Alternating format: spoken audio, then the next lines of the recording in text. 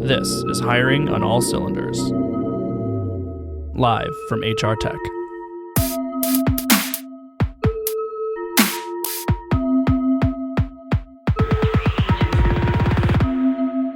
All right, everyone, Rob Stevenson here once more for Hiring on All Cylinders live here at the 19th Annual HR Tech, and I'm very excited about my next guest. She is a researcher with Forrester, Forrester Research, I guess is how you would say it. She has done all manner of research, highly sought-after analyst. Claire Schooley, thank you so much for joining me. Delighted to be here. You just arrived at the show, so I'll hold off on asking you what you make of the show so far, because it's probably a bit early to say. I haven't even registered yet. Oh, okay. No badge. That's okay. You can still be on the podcast. I was looking at your at some of the recent research you did, and it was fascinating. So the most recent one was using HR people analytics to drive business results. Mm-hmm. So can you kind of give us like a high-level overview of what you hope to accomplish and some of your findings from that research? Right. Well, I think that analytics is really important today for HR.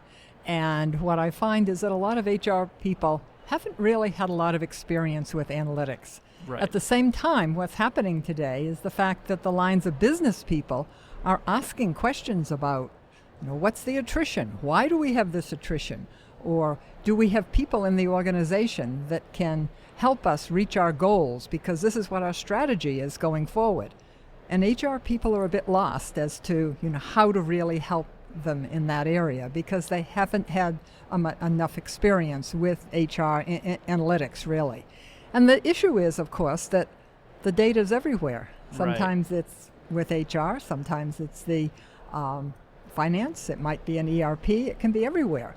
And so you need to get that all together and then really help people think about the kinds of questions and how they're going to phrase them.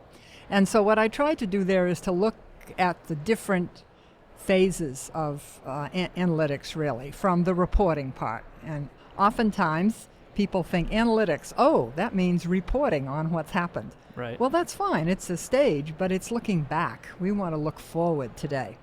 So the next stage is really, okay, you've got all these reports. Now, how about analyzing from one report to the other? So do some analysis on the reports that you have. And that will help you certainly make some decisions. And I think that's where a lot of organizations are at this point, is they've got all this data, loads and loads of data. Right. What do they do with it? Right. How do they begin to make predictions based on what they see? Or look at some of the data and say, maybe this is the issue we should explore in this direction or that direction. And so I think there's a lot of work that can be done there. And sometimes, I find that somebody who has an analytical bent that might be in finance or someplace else in the department will come and work with HR for a period of time and then finds, hey, this is fun. I'm working with people. I'm looking at data at the same time and really can help elevate the sophistication of the HR group. And the more sophisticated they are, then that really means that the better the lines of business are going to value what is said by HR, because sometimes today that doesn't happen. Right. So a lot of HR teams are struggling with this fact that data is not consolidated, that's all over the place. So would you prescribe the first step being, let's loop in all these departments, let's figure out where this data exists and think about putting it in one place? That, and also to make sure it's good data. Right. That's the other thing. There's a lot of data that sometimes is not that great. So you have to do some cleaning of the data. Exactly. In order to make sure that it's good. And of course then, once you've done that and once you begin to do some analysis of the reports, then you move to the predictive part. Executives might ask, well, we've got a strategy. This is our strategy for 2 years from now. And we're going to need some people. Okay, HR, what are the kinds of people that we're going to need? What are the skills that they're going to have in order to do this, and this, and naming off the kinds of expertise they need. Right. And so that's really important, I think, in the long run. And I see more and more groups beginning to think about predictive analytics now. And even the learning management systems have predictive analytics in it now, or they're beginning to. They don't often have a full solution yet, but they're beginning to move into the predictive area. So it's a growing area, continually growing, and executives asking more and more for data.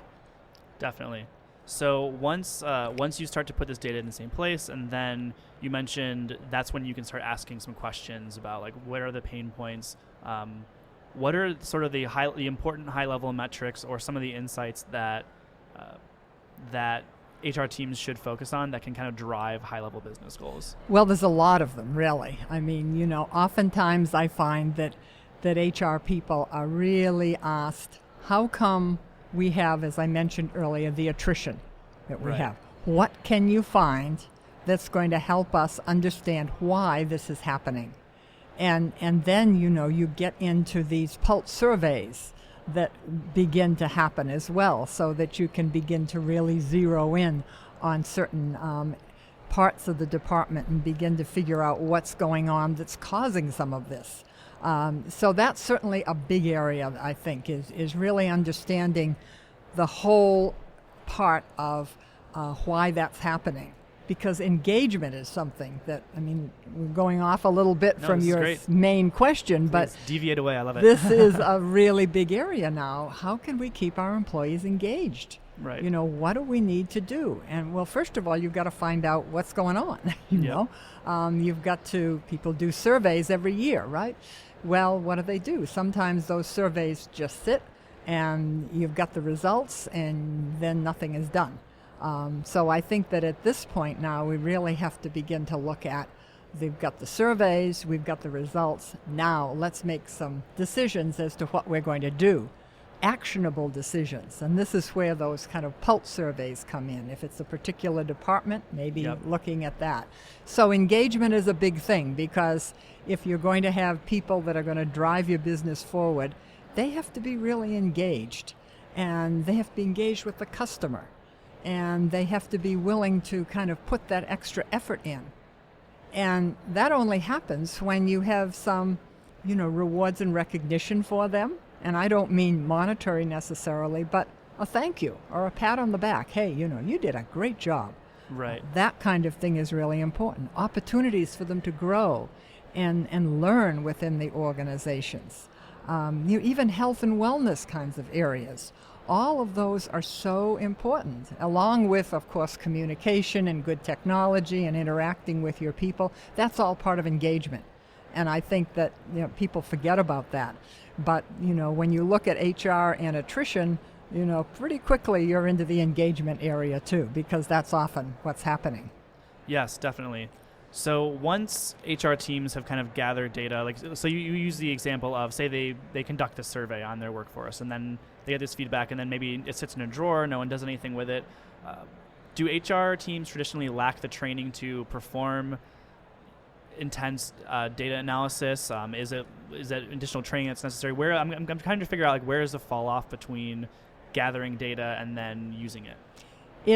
You gather all that data, and then it's trying to pull out those really important insights from the data. Right. That's where the issue is. And that's where I think you need some people to help that have some training in analytics, that have done a little bit of work in that area, but at the same time that understand HR and what HR is trying to do, understand the business goals as well. So having, a pretty good wide view of the whole picture, I think that can help enormously. And it's a step, gradually, step by step by step. It's not something that happens overnight. Right. And I think now, when I talk with HR leaders today, they're much more business savvy. They have much more experience in this area. They know that that's important, so they're making sure that there are those people within their department. So I think we're seeing a major change right now. Definitely. I want to shift gears really quickly to another piece of research you did recently titled Talent Management for the Customer Obsessed Organization. So you wrote that this was a crucial quality that employers need in their team. So how can companies assess for a customer obsessed employee? Well, I think that a customer obsessed employee is somebody who is very dedicated to their work. They feel good about it. They feel that their expertise is being used. It's not just that they're sitting there trying to think about what they're going to do. Their expertise is really used. That's number one. And also that the role that they play they have got some opportunities to make decisions. They don't have to ask permission for everything. Right. Based on what their role is, they can make certain decisions. So that's empowering. That's empowering the individual. And then also, they have to be given the training to continue to grow within the organization. And I think that all employees need to be thinking about the customer today. It really is a customer-obsessed environment, and everybody has some kind of interaction with employees, with Yes. customers, Yeah. even if those customers seem far away because you're in finance. Right. What you're doing definitely has an effect on it. So I think that the customer-obsessed employee will go that extra limit. Will stay 2 or 3 hours after work if they need to, because there's something that they need to do that'll help that customer. And so that's that customer obsessed, and the desire to do that and feeling good afterwards that they did it because the customer's so happy. And that kind of an environment, I think, really makes a difference in an organization. And when you get more and more of that within the organization, it's engagement again. Here we come around to engagement, You're not going to have customer-obsessed people unless they're engaged, unless they feel good about their work, unless they value the work, and they feel that there's a real reason for doing what they're doing. You're just not going to have that customer obsession.